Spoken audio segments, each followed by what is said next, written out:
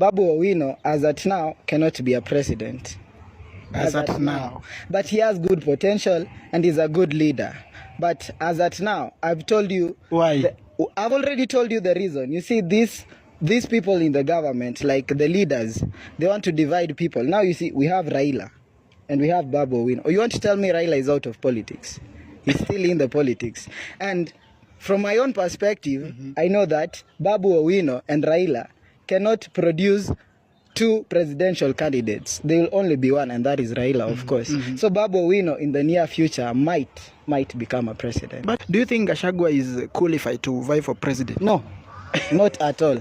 Not at all. Because we see all these leaders, we can say Gachagua went into politics with an aim of having a good turnout towards the citizens. But now let me tell you what happens. That is a big no.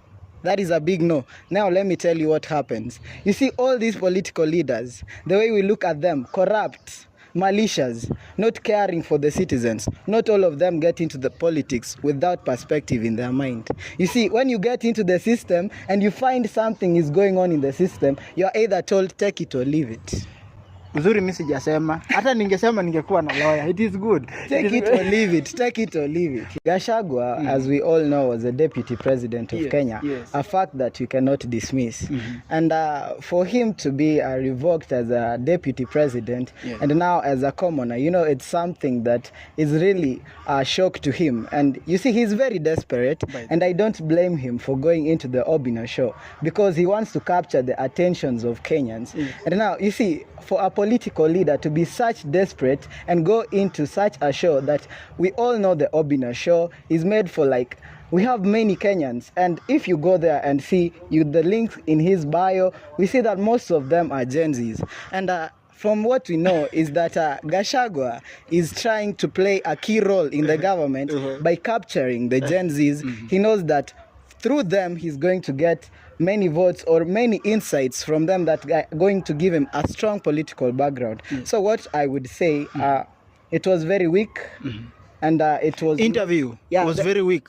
It was very, very weak of Gachagua to go there in an perspective of wanting to have support from Kenyans just from a show. You know, first, it was despicable of him. You know, being a deputy president is not something that you can just joke around with. He was a deputy president and he should have stood his ground and knew his political background and knows his boundaries. Sasa wewe, unaona angeenda kwa media gani ama platform gani?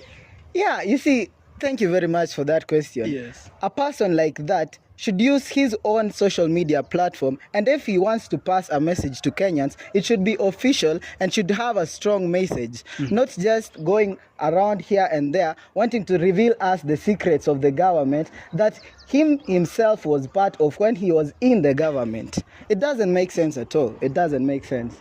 So you see, he's now trying to bring out the bad part of the government. While he was in the government, he would look straight at the people of Kenya and lie to them. But do you believe what he said at Obinna show? Or it is just a trauma of when he was deputy president? Let me tell you, the guy right now, he's very shocked. He doesn't believe that he lost power. And he still wants to force himself to be behind the people while he's not. You see, while he was the deputy president, he had the chance to stand his ground.